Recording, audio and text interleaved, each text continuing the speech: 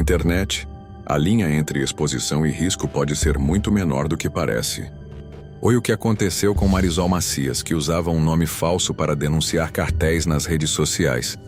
Mas mesmo assim foi rastreada. Antes de vermos o que aconteceu com ela, vale lembrar de El Pirata de Culiacán, que sempre aparecia fazendo algo de errado nas redes sociais. José Luiz Lagunas, mais conhecido como El Pirata de Culiacán, era um daqueles personagens que só poderiam ter surgido na internet. Jovem, irreverente e sempre com uma garrafa na mão, ele ficou famoso nas redes sociais por aparecer em vídeos completamente bêbado, cercado de amigos, mulheres e às vezes até com armas pesadas à vista. Ele falava o que queria, do jeito que queria, e parecia não se importar com as consequências. Até que um vídeo específico marcou o começo do fim. Nele, visivelmente alterado, o pirata faz uma provocação direta a um dos nomes mais temidos do México, Nemesio Oseguera Cervantes, o El Mencho, líder do cartel Jalisco Nova Geração. A fala viralizou rápido, mas o que para muitos foi só mais uma bravata sem filtro, para outros foi uma falta de noção com quem não se brinca. Pouco tempo depois, José Luiz foi até Zapopan, em Jalisco, e parou no bar Menta dos Cântaros, localizado na colônia Los Cântaros. Era noite de segunda-feira, quase 11 horas, quando homens armados invadiram o local e abriram fogo. O pirata perdeu a vida ali mesmo. Junto com ele, também foi atingido o dono do bar, que não resistiu. A cena foi rápida, brutal e calculada. A perícia encontrou pelo menos 15 cápsulas de fuzil espalhadas pelo chão. Testemunhas disseram que não houve discussão nem ameaça prévia. Que entraram, atiraram e saíram. A principal linha de investigação apontada pelas autoridades foi exatamente aquele vídeo polêmico. O ataque teria sido uma retaliação direta pela provocação feita contra o líder do cartel Jalisco. Nem mesmo o estilo zoeiro do pirata serviu de atenuante, muito menos de proteção. O mais chocante de tudo é que José Luiz tinha só 17 anos. Apesar da aparência e do comportamento, ele ainda era menor de idade. Mesmo assim, já circulava por ambientes de adultos e chamava a atenção nas redes por exibir um estilo de vida perigoso, cercado de luxo e ostentação. No fim, o caso virou um exemplo claro de que em algumas regiões do México não se fala de qualquer pessoa, muito menos de chefões, como se estivessem em uma roda de piadas. O pirata de Culiacán aprendeu isso da pior forma e deixou um recado não falado: likes não valem a vida. Uma figura popular no YouTube por seus vídeos de humor político e sátira sobre a situação em Acapulco, no estado de Guerreiro, México, com peruca chamativa, óculos exagerados e um jeito irreverente, ela comentava sobre corrupção, violência e alianças suspeitas entre políticos e grupos armados. Mas esse tom bem-humorado não a protegeu quando ela cruzou uma linha invisível.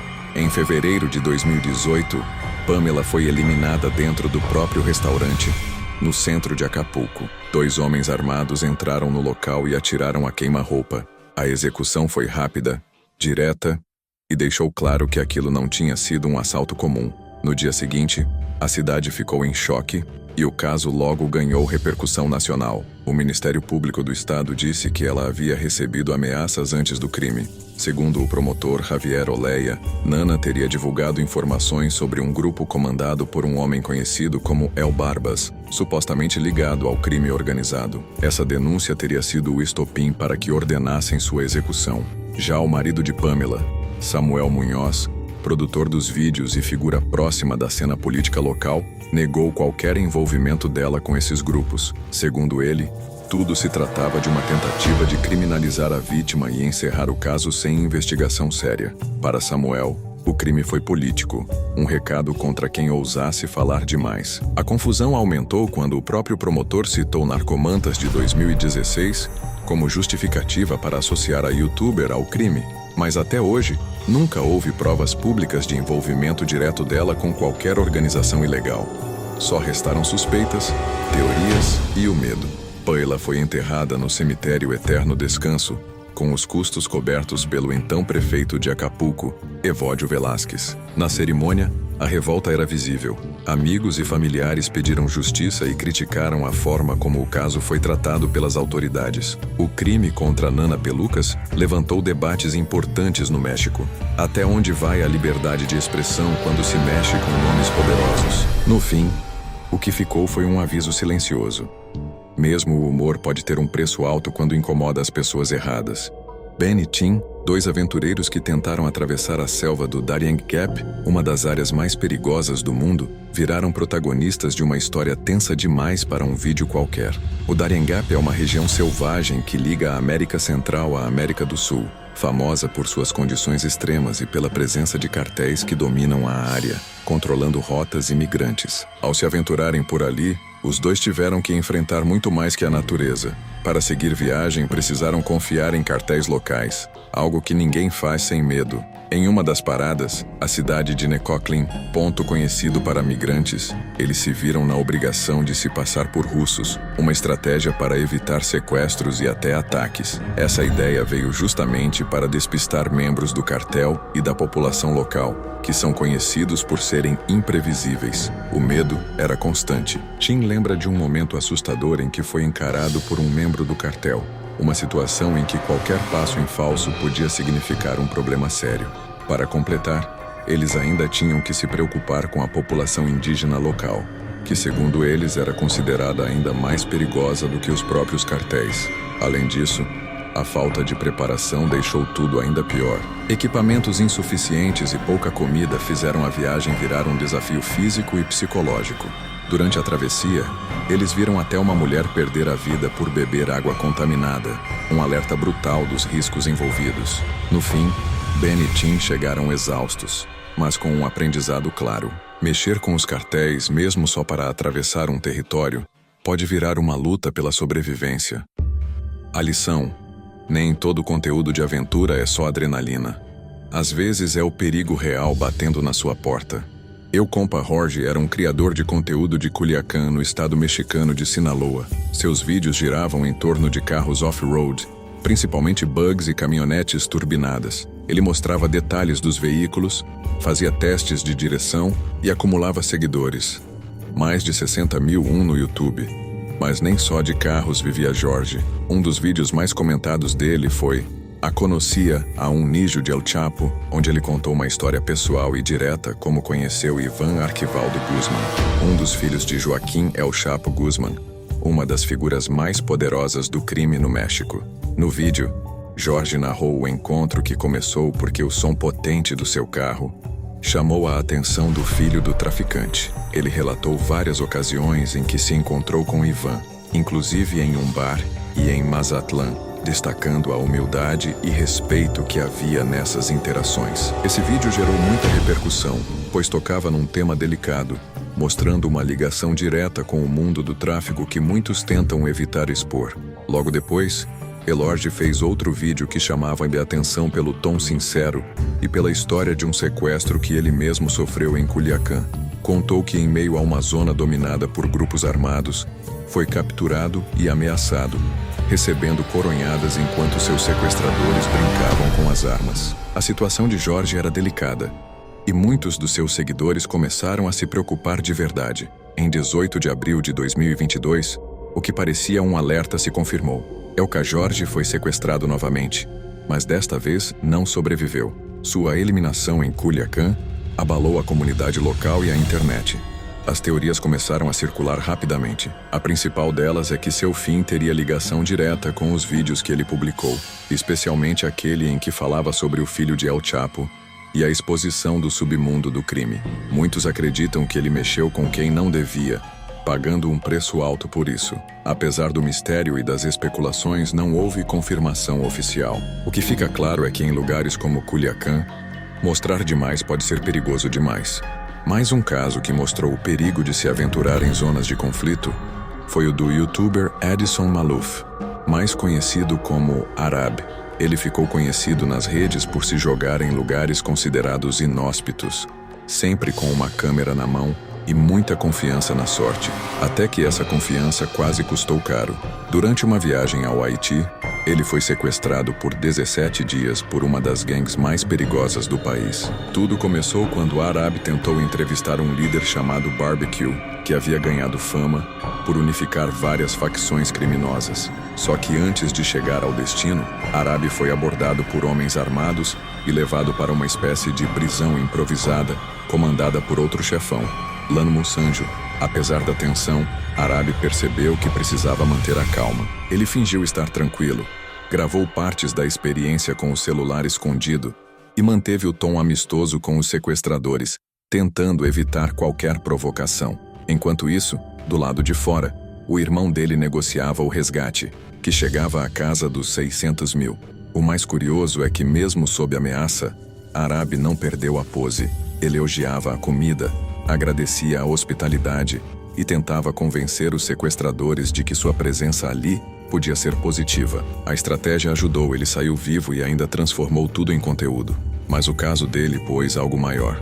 No Haiti, as gangues deixaram de ser apenas criminosos armados. Elas viraram forças quase políticas, armadas por oligarcas e com forte presença nas redes sociais.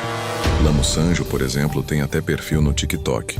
No fim, Arabi sobreviveu, voltou para casa e compartilhou tudo com seus seguidores, mas a experiência serviu como alerta. Quando a busca por audiência cruza com zonas de conflito, nem sempre dá para sair só com um vídeo novo no canal. Às vezes o preço é muito mais alto do que um clique. Carlos Munhoz Portal, um profissional experiente no meio do cinema e da televisão.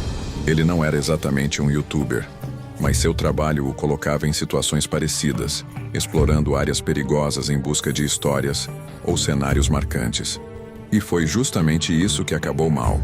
Carlos trabalhava como assistente de produção da série Narcos México, da Netflix. Em setembro de 2017, ele foi até uma região rural, no centro do país, para fotografar possíveis locações para as gravações da nova temporada. O problema, a área onde ele estava, entre os estados de Hidalgo e Estado do México, é conhecida por ser rota de tráfico e bastante controlada por grupos armados. Pouco tempo depois de chegar ao local, Carlos foi encontrado sem vida dentro do carro. O veículo estava em uma estrada de terra isolada perto da cidade de Temascalapa. As autoridades locais disseram que não havia testemunhas e ninguém soube explicar o que aconteceu exatamente.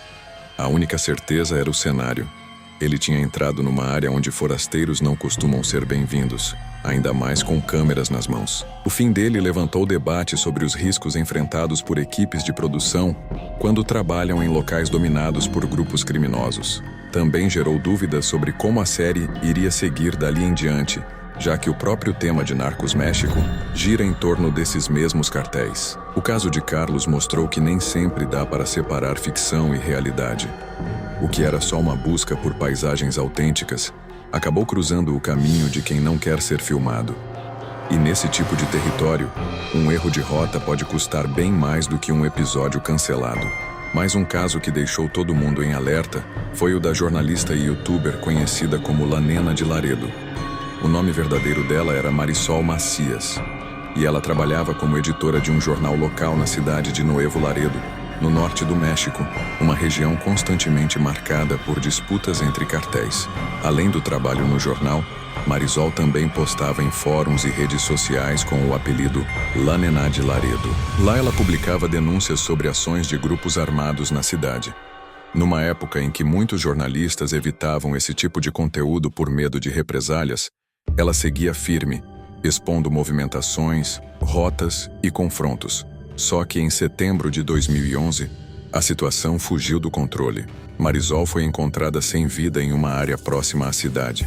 Ao lado do que restou, havia um bilhete deixado pelos próprios criminosos. Eles deixaram claro que sabiam quem ela era e que aquele recado era para quem insistisse em se meter demais na internet. O que chocou todo mundo foi que Marisol não era uma figura pública no sentido tradicional. Ela usava um apelido, não mostrava o rosto e mesmo assim foi rastreada. Isso fez muitos usuários anônimos repensarem o quanto estavam realmente seguros ao falar de cartéis nas redes. Esse caso virou símbolo do risco que jornalistas e criadores enfrentam em regiões dominadas pelo crime. Não importa se é no jornal impresso, num canal do YouTube ou num perfil no fórum. Quando o conteúdo toca em território proibido, a reação pode ser brutal. A história de Marisol mostra que às vezes nem o anonimato é suficiente e que em lugares como Nuevo Laredo, fazer denúncias pode custar muito mais do que seguidores ou visualizações. Pode custar a vida. O youtuber mexicano Super Chinelo, nome artístico de Rubén Ortega, era conhecido pelos vídeos irreverentes que misturavam humor, sketches e comentários sobre a vida em Tapaluca, no estado do México.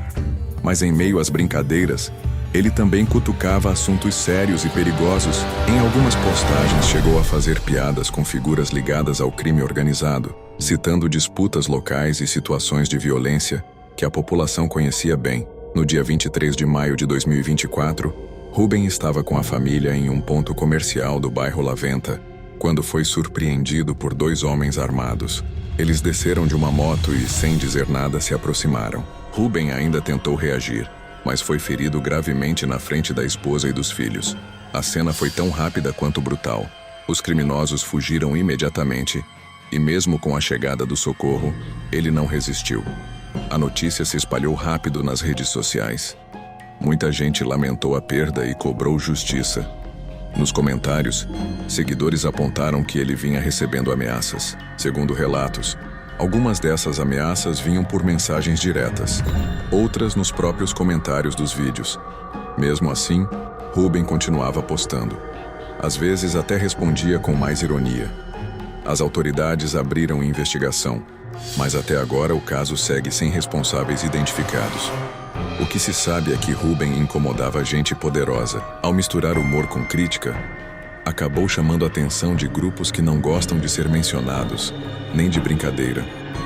O canal de Super Chinelo ainda está no ar com vídeos que hoje soam como um retrato do risco que ele corria, e talvez já soubesse disso. No México, onde falar demais pode custar caro, ele acabou pagando com a própria vida. Se você gostou do vídeo, deixe seu like, se inscreva no canal e diz aí nos comentários o que você acha se acontecesse o mesmo com influencers que mexem com quem não deve. Nos vemos no próximo vídeo aqui no Terrortório.